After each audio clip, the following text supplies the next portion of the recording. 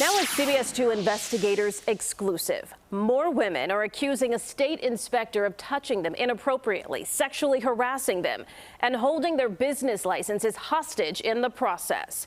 The inspector was fired last month after we uncovered surveillance video of him groping a Doggy daycare owner in Bucktown. Now CBS 2 investigator Megan Hickey reveals his bosses could have stopped him, but didn't. Why is he noticing me? This is a government employee. And in my head, I started going, oh my God, did he touch me? He's a predator, it doesn't matter. You know, you go into this denial mode of, no, that didn't happen. Then he starts putting his hand on my shoulder, on my arm, on my back. I didn't know what to do. So just like, let it happen and be over. They're complete strangers, now tied together by a single person. The similarities in their stories striking, cringeworthy, and incomprehensible. Because they're not talking about being on a bad date. Their businesses were being inspected by the Illinois Department of Agriculture. Once you see that first little face looking at you, it's hard to look away for the rest. About 70 cats and kittens across the Chicagoland area depend on Magda Simchek. Oh, you big old boy. Her cat sanctuary relies on grant funds, which require a yearly inspection from the state's agriculture department.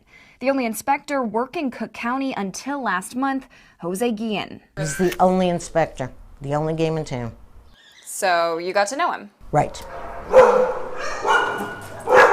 Bonnie Bloom runs a doggy daycare on the city's northwest side, and she relies on the same inspections. This is why I do it. So does animal rescue owner Kate. I knew it was wrong, but he had all the power. He controlled whether or not I got the license. I didn't know what to do. So just like, let it happen and be over.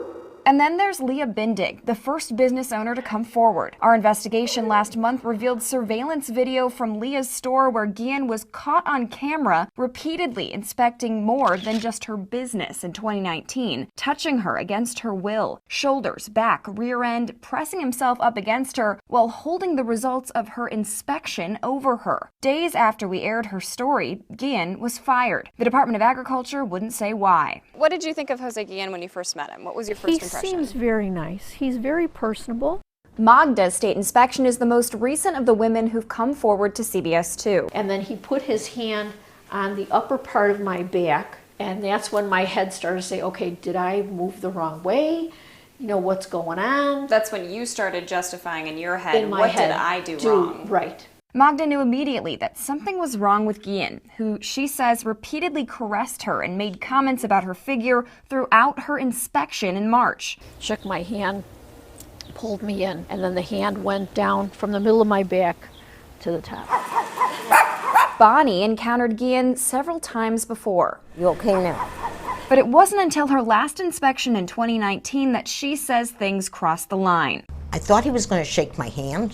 He started to put his arm out, shake my hand, and he pulled me, he hugged me, and the next thing I knew, there was a hand on my butt. He didn't do his job. Kate agreed to speak to us anonymously because she's a retired Chicago police officer who had a long career of investigating sex crimes.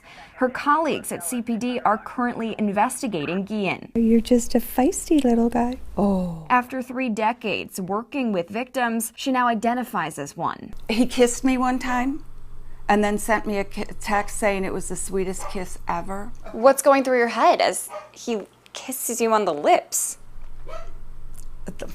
How dirty I feel. How could he do that?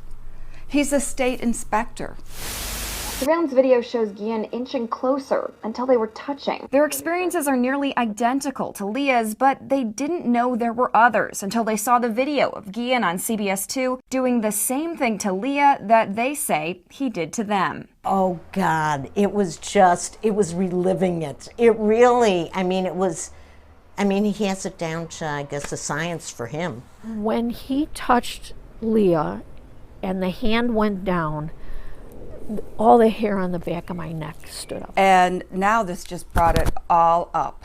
Everything is out and it's like, oh, wow. And they weren't the only women who came forward to us with complaints, just the ones who were willing to talk about their experiences on TV. One dog rescue owner told me she was groped during an inspection in 2014, the year Guillen started on the job. So what does he have to say about all of this? The address listed in court records where he was served federal court papers just weeks ago doesn't even appear to be occupied anymore. There's no furniture. Even though Guillen is out of a job, now these women all have the same question for the Illinois Department of Agriculture. What did they know and when did they know it?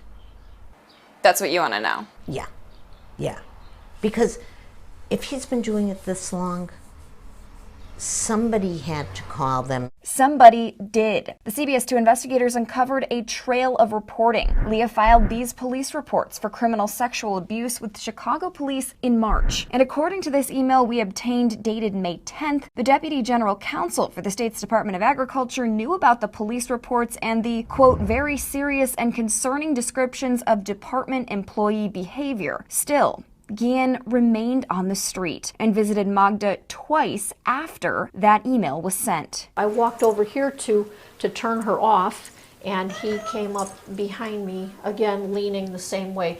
Not full body, but half of his body against But leaning half up of mine. against Yeah, you. and leaning over. She says Guillen even started showing up unannounced to check in at her home after she'd already passed the inspection. I'm here by myself. I'm a single woman, and I am not comfortable with him just turning up here. Magda called the Department of Agriculture. An employee replied with a voicemail. Hi, my name is and I work for the Illinois Department of Agriculture. Essentially saying everything was fine. Inspectors can inspect at any time that they want to.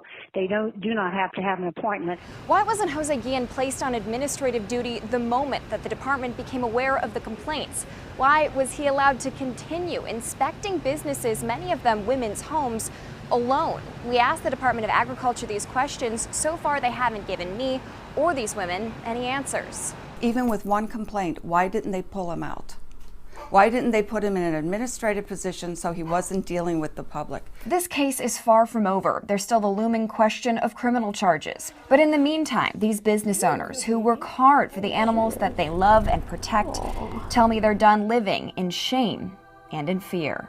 Because there should be justice in this case, and something needs to be done.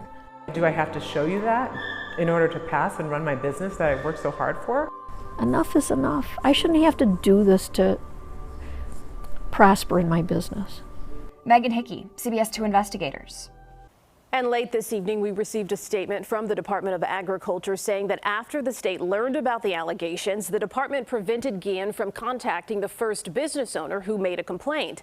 The department did not comment on interactions with other female business owners. A spokesperson said the department continues to work closely with the Chicago Police Department. For more on this development and our previous story on the former inspector and his accusers, go to the CBS 2 Investigators section of the CBS Chicago app.